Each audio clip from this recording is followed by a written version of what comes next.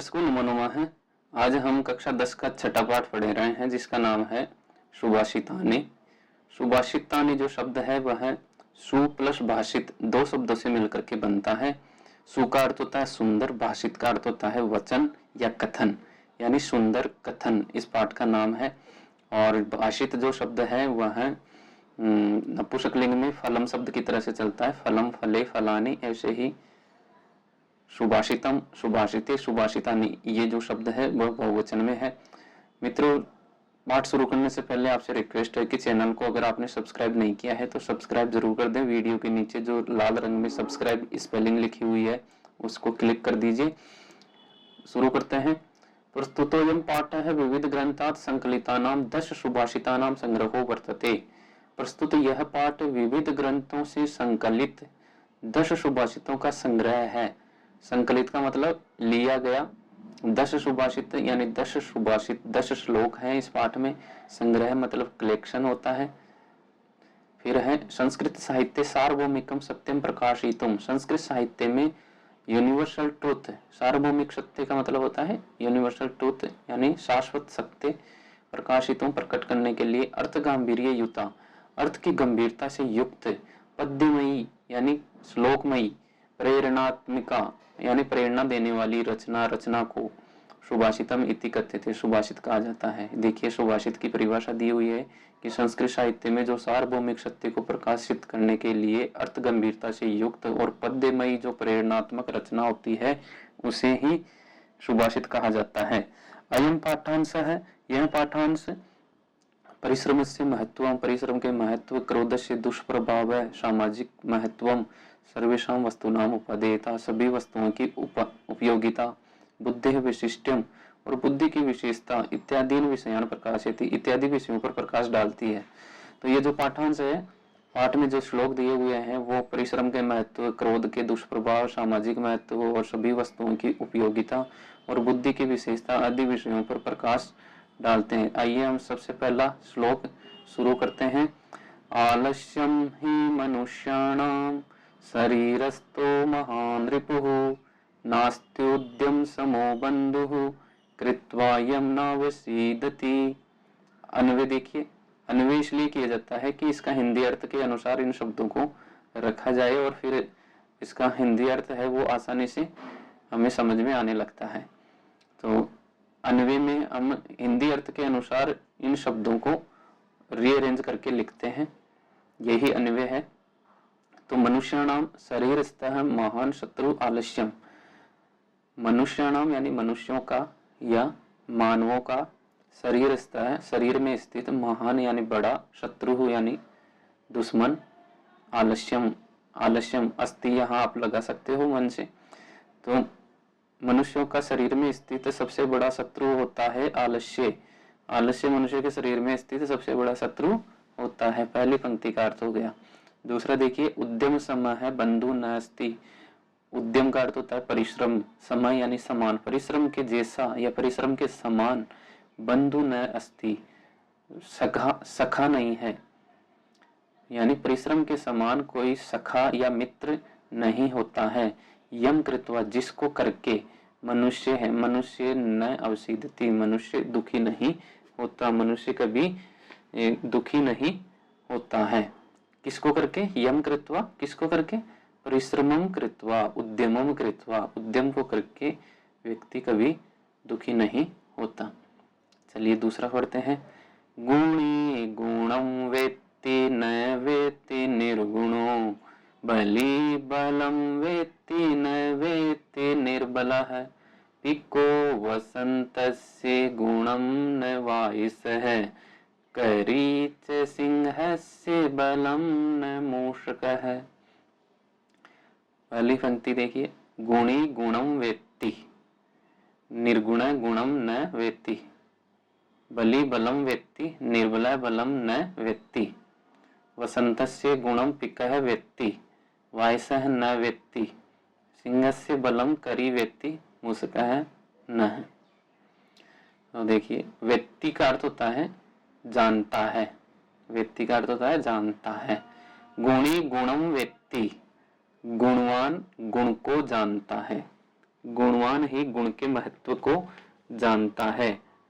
यानी गुण को, गुणी जो व्यक्ति होता है वह गुण को जानता है। निर्गुण है गुणम न वेत्ति, और जो गुणहीन होता है, निर्गुण होता है, वो गुण को नहीं जानता, वह उसे नहीं जानता है। देखिए पहली पंक्ति में जो शब्द आए हैं उनका अर्थ देखिए, गुणी गुणम वेत्ति, गुणी गुण को जानता है, निर्गुण नहीं जानता है। ठीक है, अगली पंक्ति है, बली बलम वेत्ति न वेत्ति निर्बल। बली बलम वेत्ति, बलवान बल को समझता है, जानता है, बलवान बल को जानता है, निर्बल है न वेत्ति, बलहीन उसे नहीं जानता, बलहीन बल को नहीं जानता, निर्बल मतलब बलहीन, कमजोर। वसंतस्य गुणम पिकः वेत्ति, यहाँ पर वेत्ति हम अपने तरफ से लगाते हैं। वसंत के गुण को पिकः वेत्ति, कोयल जानती है, वसंत के गुण को कोयल जानती है। वायसः न वेत्ति, कौवा नहीं जानता, वायसः मतलब काका है, कौवा, न वेत्ति नहीं जानता है। सिंह से बलम करी वेत्ति, शेर के बल को करी वेत्ति, हाथी जानता, करी मतलब हाथी, शेर के बल को हाथी जानता है। मूषक है न है, मूषक न यानी चूहा नहीं, चूहा उसके बल को नहीं जानता। गुणी गुण जानता है, निर्गुण नहीं जानता। शक्तिशाली बल जानता है, निर्बल नहीं जानता। वसंत के गुण को कोयल जानता है, कौवा नहीं जानता। शेर के बल को हाथी जानता है, चूहा नहीं जानता। चलिए तीसरा, निमित्तमुद्दिश्य ही यह प्रकुप्यति, ध्रुवं स तस्यापगमे प्रसीदति। अकारण द्वेषी मनस्तु यस्य वै, कथं जनस्तं परितोषयिष्यति। देखिए इसको अन्वय, यह निमित्तम उद्देश्य प्रकुप्यति, यह निमित्तम उद्देश्य, यहाँ पर संधि विच्छेद है, निमित्तम प्लस उद्देश्य, प्रकुप्यति सह तस्य, तस्य किसके लिए आया है, निमित्त के लिए। अपगमे ध्रुवम प्रसीदति, यस्य मनः अकारण द्वेषी अस्ति, जनः तम कथम परितोषयिष्यति।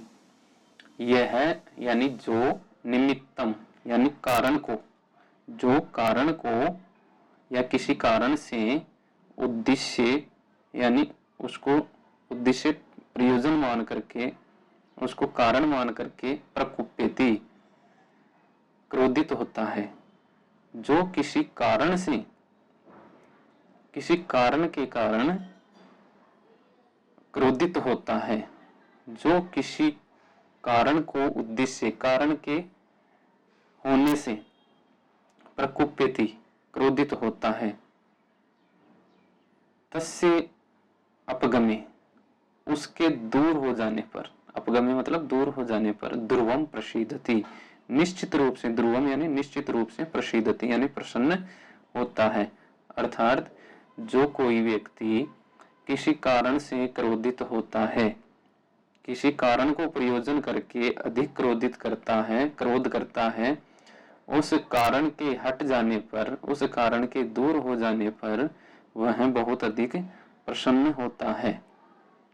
यस्य मनः अकारण द्वेषी, परंतु जिसका मन अकारण द्वेषी, जिसका मन बिना कारण के द्वेष करने वाला होता है, बिना कारण के क्रोध करने वाला होता है, जनः तम कथम परितोषयिष्यति, लोग या मनुष्य उसको कैसे संतुष्ट करेगा। अर्थात जो किसी कारण से क्रोधित होता है, उस कारण को यदि हटा दिया जाए, उसे दूर कर दिया जाए, तो वह क्रोध करने वाला व्यक्ति प्रसन्न हो जाता है। परंतु जिसका मन बिना कारण के क्रोध करने का है, जिसके मन का स्वभाव बिना कारण के क्रोध करने वाला होता है, उस व्यक्ति को कैसे प्रसन्न किया जा सकता है। चलिए अगला चौथा है, उदीरितोऽर्थः पशुनापि गृह्यते हयाच नागाच वहन्ति बोधिताः अनुक्तमप्युहति पंडितो जनः परेंगित ज्ञान फला ही बुद्धयः। पशुना अपि उदीरित अर्थात गृह्यते। पशुना अपि यहाँ पर दीर्घ संधि है, उदीरित है अर्थ है, यहाँ विसर्ग संधि और पूर्व रूप संधि गृह्यते ग्रहण किया जाता है। पशुना अपि पशु के द्वारा भी, उदीरित अर्थ गृह्यते कहा गया, उदीरित मतलब कहा गया, अर्थ है अर्थ को गृह्यते यानी ग्रहण किया जाता है।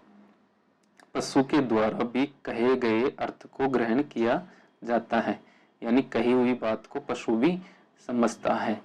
हयाच नागाच बोधिता, और हया मतलब घोड़े, नागा मतलब हाथी, बताए गए कार्य को समझते हैं। बोधिता वहंती यानी समझाए जाने पर वो भार को ढोते हैं। हया मतलब घोड़े, नागा मतलब हाथी, समझाए जाने पर भार को वहन करते हैं, भार ढोते हैं। पंडित है जन है, पंडित है जन है, उक्तम अपि ऊहति, पंडित व्यक्ति यानी बुद्धिमान जन, ज्ञानी जन, अनुक्तम बिना कही हुई बात, अनुक्तम मतलब जिस बात को कहा नहीं गया है उसको, अपि ऊहति समझ जाते हैं, ऊहति मतलब समझ जाते हैं, उसका अंदाजा लगा लेते हैं। यानी ज्ञानी जन बिना कही हुई बात का भी अंदाजा लगा लेते हैं। बुद्धयः परेंगित ज्ञान फला भवन्ति, बुद्धिमान, बुद्धय मतलब बुद्धिमान, दूसरों के द्वारा संकेत जन्य ज्ञान रूपी फल वाले होते हैं। परे मतलब दूसरे, इंगित, पर प्लस इंगित है, यहाँ पर गुण संधि है, तो दूसरे के इंगित मतलब संकेत से ज्ञान यानी होने वाले ज्ञान के फला मतलब फल वाले होते हैं। यानी उनके पास में ऐसी शक्ति होती है कि वो दूसरों के जो संकेत होता है उस संकेत से ही समझ जाते हैं। तो फिर से समझिए इसका अर्थ, पशु के द्वारा भी कहा गया अर्थ ग्रहण किया जाता है। घोड़े और हाथी बताए गए कार्य को समझते हैं या उनको जो भार दिया जाता है उसको ढोते हैं, और ज्ञानी व्यक्ति न कही हुई बात को भी समझ जाते हैं, अंदाजा लगा लेते हैं। बुद्धिमान दूसरों के संकेत जन्य ज्ञान रूपी फल वाले होते हैं, बुद्धिमान दूसरों के संकेत जन्य ज्ञान रूपी फल वाले होते हैं। पांचवा देखिए, क्रोधो हि शत्रुः प्रथमो नराणां देह स्थितो देह विनाशनाय यथा स्थितः काष्ठगतो हि वह्निः स एव वह्निर्दहते शरीरम। नराणाम देह विनाशाय प्रथम शत्रु देह स्थित क्रोध है, यानी नराणाम देह विनाशाय देह स्थितो शत्रु क्रोधो ही प्रथम।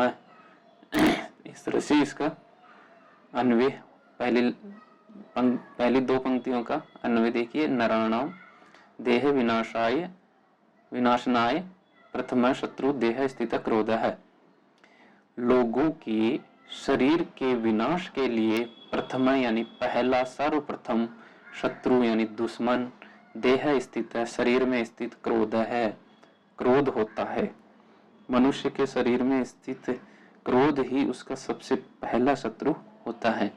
यथा जिस प्रकार से काष्ठगत है, लकड़ी के बीच या लकड़ी में स्थित है यानी स्थित, वह्नि आग, काष्ठगत काष्ठम एव दहते लकड़ी को ही जलाती है, तथैव शरीरस्थ क्रोध है अपि, उसी प्रकार से शरीर में स्थित क्रोध भी उस देह को ही नष्ट करता है। शरीरम दहते उस शरीर का ही शरीर को ही जलाते हैं। तो देखिए फिर से इसका अर्थ, मनुष्यों के शरीर में या मनुष्यों के शरीर के विनाश के लिए प्रथम शत्रु क्रोध होता है। जिस प्रकार से लकड़ी में स्थित अग्नि लकड़ी को ही जलाती है, वैसे ही क्रोध शरीर को जलाता है। छठा देखिए, मृगा मृगै संगम अनुव्रजन्ति गावश्च गोभिः तुरगास्तुरंगैः मूर्खाश्च मूर्खैः सुधियः सुधीभिः समानशील व्यसनेषु सख्यम्।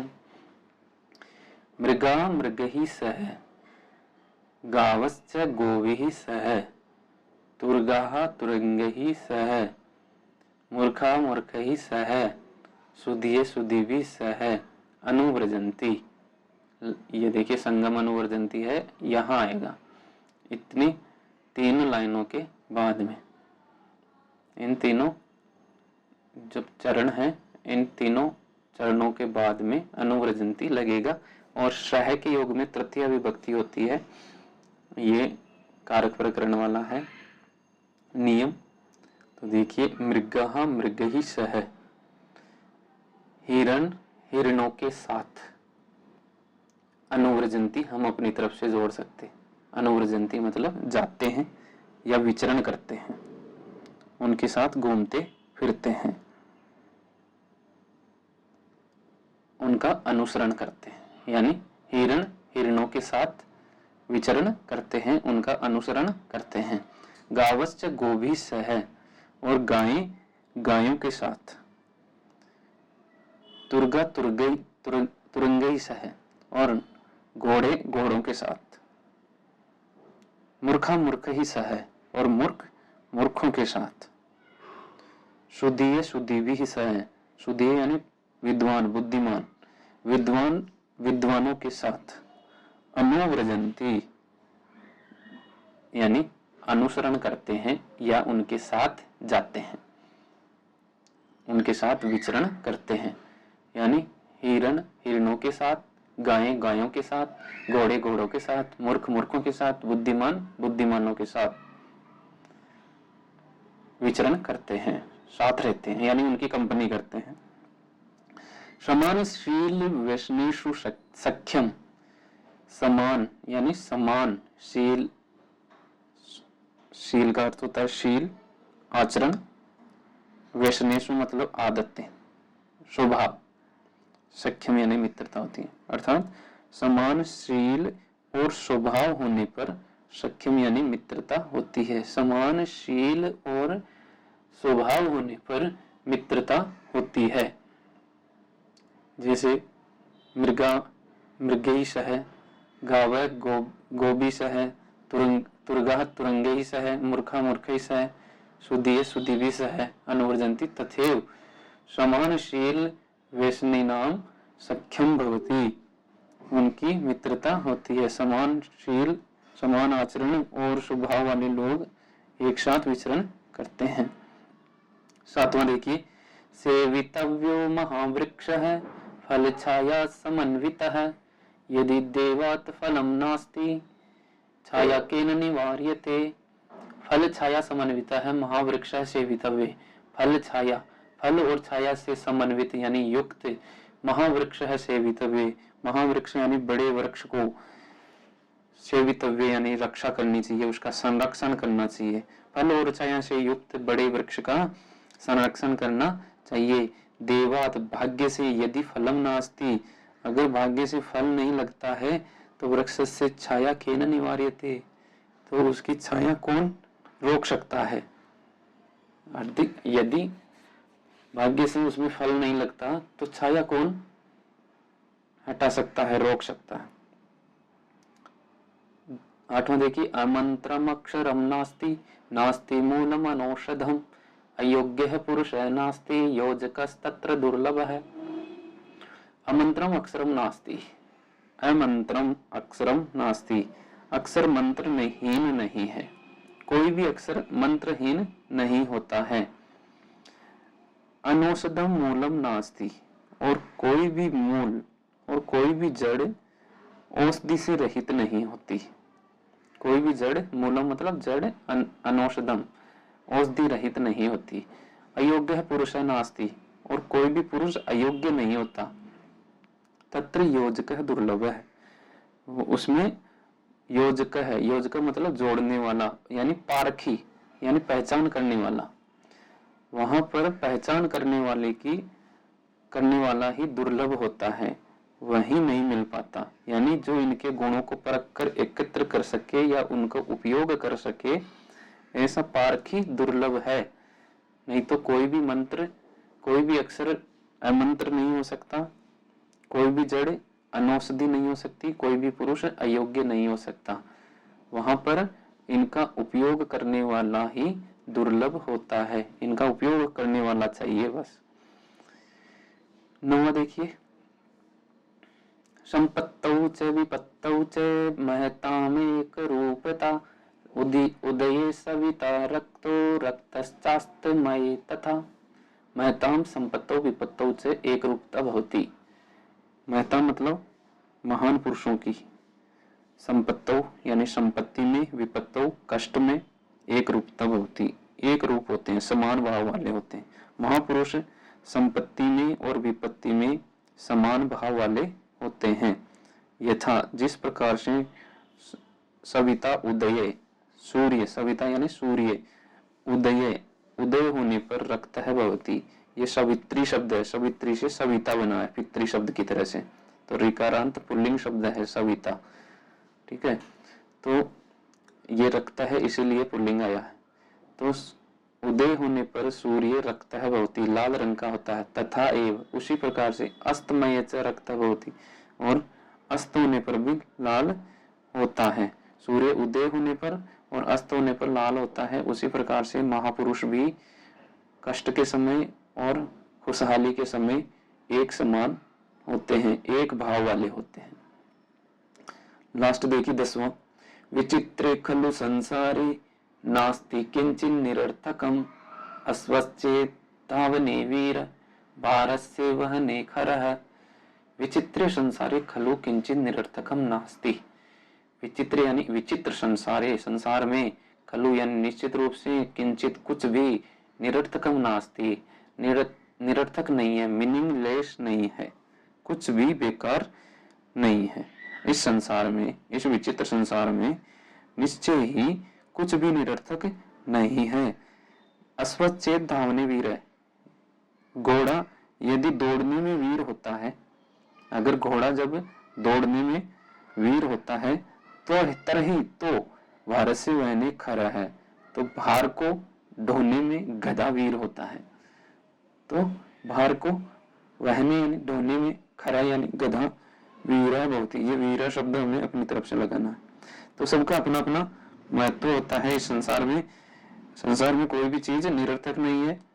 अगर घोड़ा अगर तेज दौड़ सकता है, तेज दौड़ना घोड़े की विशेषता है, तो गधे की विशेषता होती है ज्यादा भार खींचना।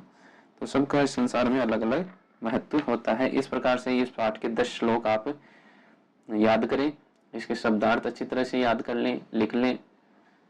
इसके प्रश्नोत्तर हम अगले वीडियो में सॉल्व करेंगे। धन्यवाद। चैनल को सब्सक्राइब करना ना भूलें।